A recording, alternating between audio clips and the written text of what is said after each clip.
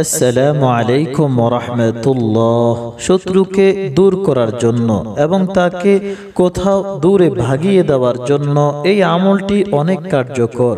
আমলটি কিভাবে করবেন? সর্বপ্রথম সালাতুল হাজতের নিয়তে 2 রাকাত নামাজ এভাবে পড়ুন। এশার নামাজের পর সুন্নাত বিশ্বাস করে 2 রাকাত নফল নামাজ এভাবে পড়বেন। প্রত্যেক রাকাতে সূরা ফাতিহার পরে 7 বার সূরা ফিল পড়বেন। ألم تر كيف فعل ربك بأصحاب الفيل ألم يجعل كيدهم في تضليل وأرسل عليهم طيرا أبابيل ترميهم بحجارة من سجيل فجعلهم كعصف مأكول। প্রতি রাকাতে 7 বার করে এভাবে সূরা ফিল পড়বেন। অতঃপর সালাম ফিরিয়ে নামাজ শেষ করে 40 বার এই আয়াতটি পড়ুন। সূরা তাহার 111 নং আয়াত। ওয়ানাতিল ওয়ুজুহু লিল হাইয়িল কাইয়্যুম وقد خاب من حمل ظلما।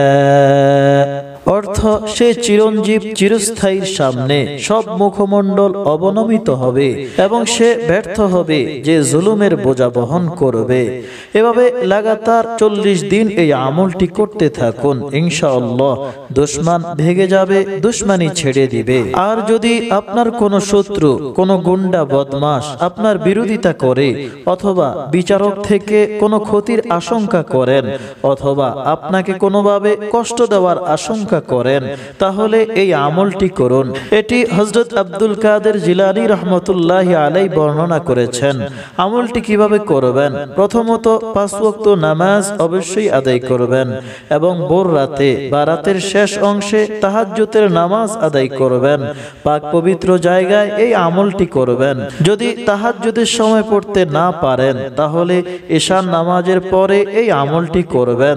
তাও যদি সম্ভব না হয় তাহলে সূর্য উদিত হওয়ার সময় এবং সূর্য ডুবার সময় ব্যতীত অন্য যে কোনো সময় 2 রাকাত নফল নামাজ পড়ে এই আমলটি করবেন। তবে উত্তম হলো তাহাজ্জুদের নামাজের সময় এই আমলটি করা।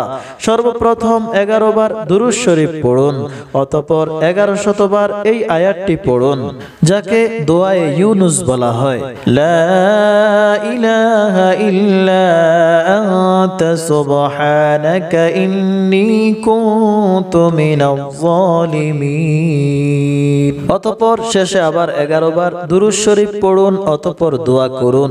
যতদিন পর্যন্ত দুশমনের ভয় মনের মধ্যে থাকবে ততদিন পর্যন্ত এই আমলটি করতে থাকুন, মিস করবেন না।